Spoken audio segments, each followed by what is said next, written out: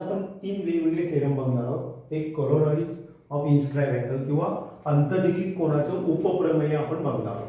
आपण बघितलेलं इथे पहिल्यांदा लक्षात घ्या, पी टी आर हा आपला काय झाला आर्क झाला आणि त्याच्यामध्ये पी क्यू आर आणि दुसरा पी सी आर हे इन्स्क्राइब अँगल आहे. आपल्याला काय प्रूव्ह करायचं आहे की हे इन्स्क्राइब अँगल सेम आर्क मध्ये असतील, जात असतील तर त्याला आपण काय म्हणणार आहे, ते इक्वल असतात हे आपल्याला काय करायचे प्रूव्ह करायचे आहे. तर त्याच्यासाठी मी काय करतो, तर अँगल पी क्यू आर आपण काय लिहिणार, अँगल पी क्यू आर हा कशामध्ये इन्स्क्राइब झालेला आहे, पी टी आर मध्ये इन्स्क्राइब झालेला आहे. मग त्याची व्हॅल्यू आपल्याला कसं मिळणार, तर हे आपण जेव्हा जॉईन करणार, समजा मी काय केले, समजा सी पॉईंट मी जॉईन केला, हा सेंटर पॉईंट आहे, सेंट्रल अँगल आहे समजा हा आपला सी पॉईंट आहे.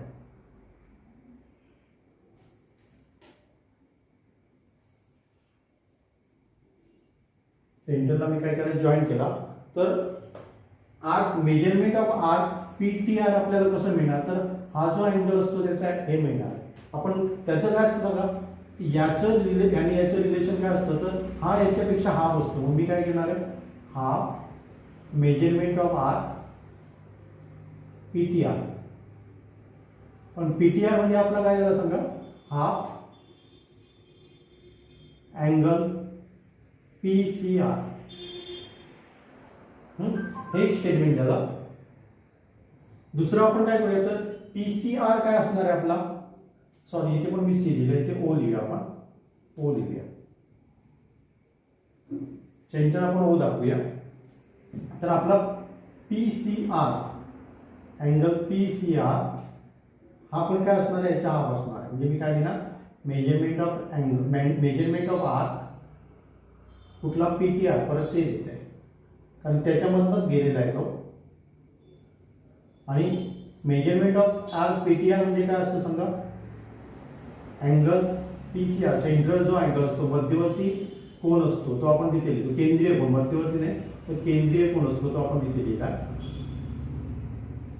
इथे जर तुम्ही बघितलं तर P Q R is equal to half angle P O R आणि P C R equal to half angle P O R. त्याच्यावर आपण काय सांगू शकतो, 1 आणि 2 1 आपलं 2 झालं, तर त्याच्यावर आपण सांगू शकतो की P Q R is equal to angle P C R. म्हणजे आपण जर सेम ह्याच्या आर्कमधनं जर जात असतील कितीही कोण, तर ते काय असतात इक्वल, त्याची व्हॅल्यू काय असते इक्वल असते. आपण काय केलेलं आहे, प्रूव्ह केलेलं आहे. आता आपण दुसरं बघणार आहोत, अँगल इन्स्क्राइब इन अ सेमीसर्कल. म्हणजे मी तुम्हाला त्या दिवस हे पण सांगितलेलं बघा, ऍक्टिव्हिटी करा म्हणून सांगितलेले, त्याला मी तुम्हाला तसंच सांगितलेलं, एका आर्क मधनं जाणारे किती अँगल काढा. आज पण तुम्ही करून बघा, बहुतेक जणांनी केलेले नाहीये. काय करायचं बघा, किती असे काय करायचे अँगल काढायचे, एकाच काय होतात आर्क मधनं होतात. एंड पॉईंट त्याची इथे आहे बघा. आणि त्याच्यानंतर काय करा, सेंट्रल अँगल काढा, म्हणजे केंद्रीय कोन काढा आणि याचं मेजरमेंट आणि याचं मेजरमेंट तुम्ही बघा. तर काय असणार, हे कायम काय असतं, हाफ असतं. हे तुम्हाला मी प्रॅक्टिकली बघायला सांगितलेलं, ड्रॉ करून बघा म्हणून सांगितलेलं, बहुतेक जणांनी बघितलं नाहीये. तर तोच आपण इथे वापरला आणि आपण काय केलं, प्रूव्ह केलं की काय असतात ते इक्वल असतात. हे आपण काय केलं, प्रूव्ह केले. हे पण तुम्ही मोजा बघा, सगळे काय असणार इक्वल असणार आहे. तर दुसरं आपण काय बघूया, तर अँगल इन्स्क्राइब इन अ सेमीसर्कल म्हणजे अर्धवर्तुळात अंतर्लिखित केलेला कोन, त्याची व्हॅल्यू किती असते हे आपल्याला फाइंड आउट करायचे. तर मी काय करतो, एक सर्कल काढतो इथे. हे आपलं डायमीटर झालं समजा, हे आपलं सेंटर झालं आणि इथे मी काय काढलंय समजा, एक हे काढलेलं आहे, अँगल काढलेला आहे आणि त्याला मी नाव देतो समजा ए बी सी. तर आपल्याला काय दाखवायचं आहे की angle A B C equal to 90 degree आपल्याला दाखवायचं आहे. इक्वल टू काय दाखवायचं आपल्याला, 90 डिग्री दाखवायचं आहे. तर मी इझिली कसं प्रूव्ह करतो बघा, तर हा काय झाला, एबीसी अँगल हा कशामध्ये अंतर्लिखित केलेला आहे, इन्स्क्राइब कशामध्ये आहे, तर आर्क एसी मध्ये इन्स्क्राइब केलेला आहे. मग त्याच्यावरून आपण काय करू शकतो समजा, angle ABC equal to half इथे पाहिजे तर एक आपण नाव देऊया ABCD लिहितो. Arc measurement of arc ABC inscribe angle theorem. पुढे आपण काय लिहू शकतो इन्स्क्राइब अँगल थेरम.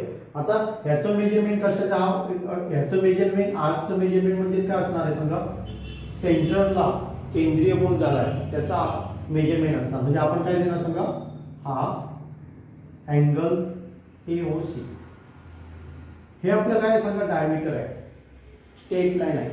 त्यामुळे हा एवढा जो अँगल आहे तो डेफिनेटली किती असणार सांगा 180 डिग्री असणार. त्यामुळे आपण काय लिहिणार आहे हाफ इंटू 180 डिग्री. आणि स्ट्रेट लाईन आहे बघा ही स्ट्रेट लाईन आहे आणि हा जो असणार हाफ डिवाइड होतो 360 म्हणजे वरचा भाग हाफ झाला आणि हाफ झाला म्हणजे हा किती आला 180 डिग्री झाला. म्हणजे जर 90 डिग्री 180चं जर आपण हाफ केलं तर काय असणार बघा 90 डिग्री असणार. किती तुम्ही काढा बघा हे पण तुम्ही हे करून बघा काय करा ॲक्टिव्हिटी करून बघा प्रॅक्टिकली करून बघा. एक काय करा डायमीटर काढा आणि सर्कलवर कुठलाही पॉईंट घ्या आणि ते डायमीटरचे जे एंड पॉईंट आहे तिथे काय करा जोडा. इथे जो अँगल असणार आहे तो 101% काय असणार आहे 90 डिग्रीच असणार आहे. हे तुम्ही काय करू शकाल प्रॅक्टिकली पण बघू शकाल प्रॅक्टिकली पण बघा. एकदम सिंपल आहे बघा. नंतर तिसरा आपण काय बघणार आहोत तर चक्रीय कोन किंवा सायकलिक क्वाड्रिलेटर. आता सायकलिक क्वाड्रिलेटर म्हणजे काय ते तुम्ही 8वी मध्ये पण बघितलेलं. तर सायकलिक क्वाड्रिलेटर म्हणजे काय समजा एखादा क्वाड्रिलेटर आहे त्याचे चारी बिंदू काय असतील एका सर्कलवर असतील तर त्याला आपण काय म्हणतो सायक्लिक क्वाड्रिलेटर म्हणतो. मी तिथे नाव दिलं ABC आणि हे आपलं D समजा. लक्षात आहे हे आपण काय केलं बघा एक सायक्लिक क्वाड्रिलेटर काढलं म्हणजे काय केलं तर सगळे चारी बिंदू त्याचे काय सर्कलवर असतात त्याला आपण काय म्हणतो सायक्लिक क्वाड्रिलेटर म्हणतो. आता आपल्याला काय प्रूव्ह करायचं आहे तर सायक्लिक क्वाड्रिलेटर मध्ये समोरचे जे कोन असतात ऑपोजिट अँगल्स हे कायम काय असतात 180 डिग्री असतात. हे आपल्याला काय करायचे प्रूव्ह करायचे आहे. तर मी प्रूव्ह कसं करतो बघा तर पहिल्यांदा आपण काय करूया तर अँगल ए नको घेऊया BAD घेऊया. BAD हा कशामध्ये इन्स्क्राईब केलेला आहे BCA आज BCA मध्ये काय केलेला आहे इन्स्क्राईब केलेला आहे. त्यामुळे आपण काय लिहिणार आहे half arc BCD angle DAB हा काय असणार आहे हाफ आर्क BCD. नंतर दुसरं स्टेटमेंट आपलं काय असणार आहे बघा तर आपण काय करूया हा अँगल काढूया कुठला सांगा अँगल DCB इक्वल टू काय असणार सांगा हा आपला असणार तो BAD आहे आर्क BAD कारण त्याच्यामध्ये तो इन्स्क्राईब झालेला आहे तर त्याचा काय असणार आहे हाफ असणार. मग मी काय करणार अँगल आर्क BAD.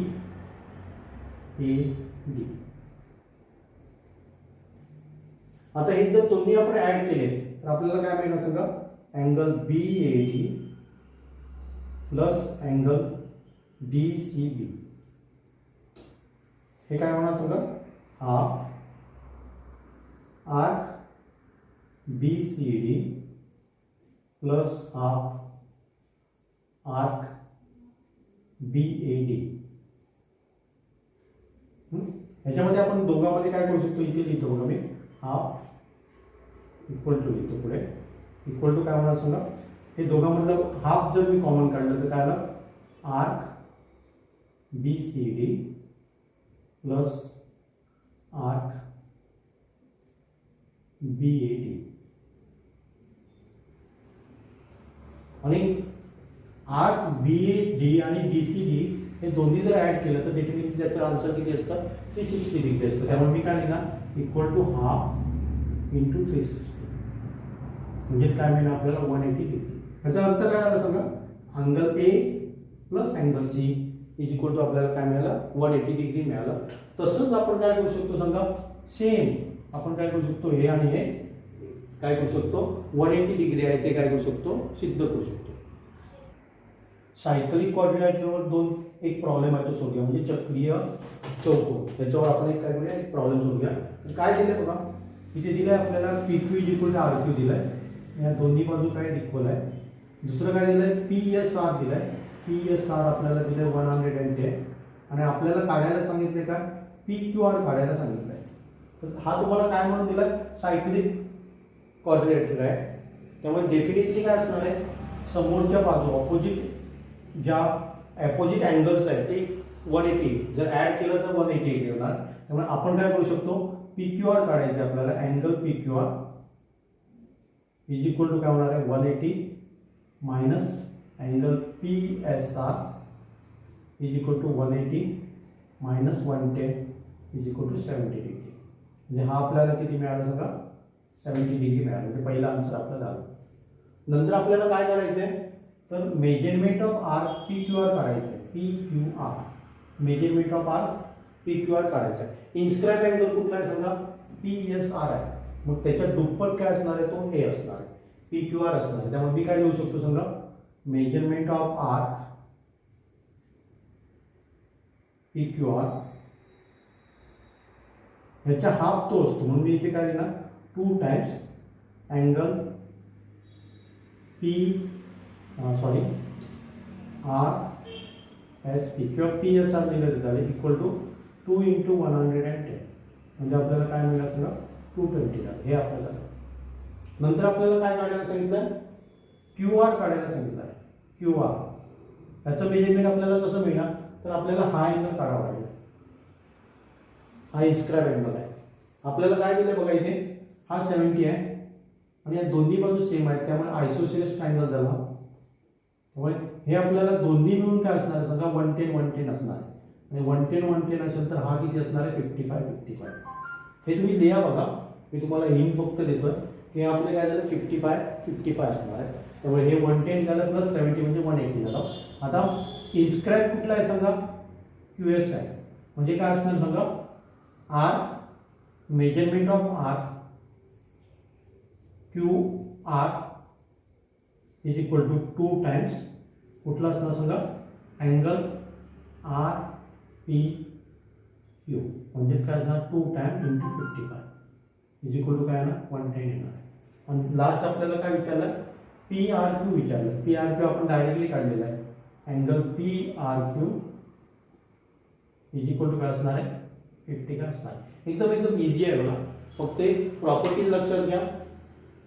सायक्लिक क्वाड्रिलेटरमध्ये काय असतो सांगा, चक्रीय क्वाड्रिलेटरमध्ये काय असतो, तर समोरच्या बाजू काय असतात, 180 डिग्री असतात. नंतर आयसोसेलेस ट्रायंगलमध्ये काय असतात, कोन काय असतात, अँगल्स काय असतात, इक्वल असतात. त्याच्यावरनं तुम्हाला इन्स्क्राइब अँगल समजला की त्याचं आर्म म्हणजे आर्कचं तुम्ही काय करू शकता, मेजरमेंट काढू शकता. अशा प्रकारे तुम्ही काय करता, इझिली सोडू शकता. बघा हे तुम्ही डिटेलमध्ये लिहा बघा. तर दुसरा आपल्याला प्रॉब्लेम काय दिला आहे, तर एक सर्कल आहे, त्याचं डायमीटर आहे ते आर एस दिलेलं आहे, सेंटर त्याचं ओ आहे बघा, आणि टी हा एक पॉईंट दिलेला आहे. आणि आपल्याला काय प्रूव्ह करायचं आहे की टी जो जर आपण आर आणि एस जो जोडलं त्याला, तर टी या ठिकाणी जो अँगल टी होणार आहे तो ॲक्युरेट अँगल आहे, आपल्याला काय करायचं, प्रूव्ह करायचं आहे. मी काय करतो बघा, तर आपण काय करूया, जोडूया ते. हे मी काय करतो, जोडतो असं. हे मी काय केलं, जोडलंय असं. आणि दुसरं काय करतो मी, तर हे मी ह्या 2 लाईन जोडतो आणि इथे नाव देतो समजा आर एस टी क्यू देतो. आपल्याला प्रूव्ह काय करायचं आहे, हा अँगल आहे तो काय आहे, ॲक्युरेट अँगल आहे, प्रूव्ह करायचं आहे. आता तो बघायच्या अगोदर मी तुम्हाला एक इथे ट्रायंगल काढतो बघा. असा एक मी ट्रायंगल काढला, त्याच्यावर तुम्हाला परफेक्ट समजेल बघा. इथे आपला 90 डिग्री होतो. का होतो, तर आता आपण बघितला, आता आपण काय बघितलं, सेमी सर्कल वरचे पॉईंट जर आपण सर्कलच्या कुठल्याही पॉईंटला जोडले, सेमी सर्कलवरचं जर डायमीटर जे आहे त्याचे एंड पॉईंट जर आपल्या सर्कलवरच्या कुठल्याही पॉईंटला जोडले तर काय असतो, तो 90 डिग्री असतो. हे आपण बघितलं. आता आपल्याला जो अँगल आहे तो इथे आहे बघा, टी अँगल. आणि हा याचा काय आहे सांगा, एक्सटेरियर अँगल आहे. आपण काय बघतो, तर हा अँगल आहे ना, हा जो अँगल आहे तो काय असतो सांगा, ह्या दोघांची बेरीज असते. ते पण सांगायचं तर डिटेलमध्ये सांगतो बघा. हा समजा 90 डिग्री असेल तर डेफिनेटली हा 90 डिग्री असणार आहे. आणि त्यामुळे बाकीचे राहिलेले दोन्ही मिळून काय असायला पाहिजे 90 डिग्री असायला 90 डिग्रीपेक्षा 90 डिग्री असायला पाहिजे. म्हणजे प्रत्येक अँगल हा काय असणार आहे सांगा ॲक्युट अँगल असणार आहे. लक्षात आहे. आपण कुठला हे वापरतो तर बाह्य कोन. ते कोण बाह्य कोन हा काय असतो नेहमी त्या कोणापेक्षा काय असतो लेस दॅन त्या कोणा एवढा असतो. हे आपण इझिली सिद्ध करू शकतो. फक्त एवढं लक्षात घ्या हा आपला 90 डिग्री आहे आणि हा कोन मिळून हे दोन्ही कोन होतात. हे दोन्ही कोन मिळून हा कोन होतो अँगल होतो. त्यामुळे डेफिनेटली काय असणार आहे तो हा 90 डिग्री असेल तर 90 डिग्रीपेक्षा ते कमी असायला पाहिजे. म्हणून तो काय असणार ॲक्युरेट. हे तुम्ही लिहून काढा बघा. मी तुम्हाला हिंट दिलेली आहे आणि त्यामुळे तुम्ही काय करा हे एकदम सिंपल याच्यामध्ये काय करा लिहून काढा. तुम्हाला हे आवडलं तर सबस्क्राईब नक्कीच करा व लेटेस्ट व्हिडिओसाठी बेल आयकॉनवर क्लिक करा.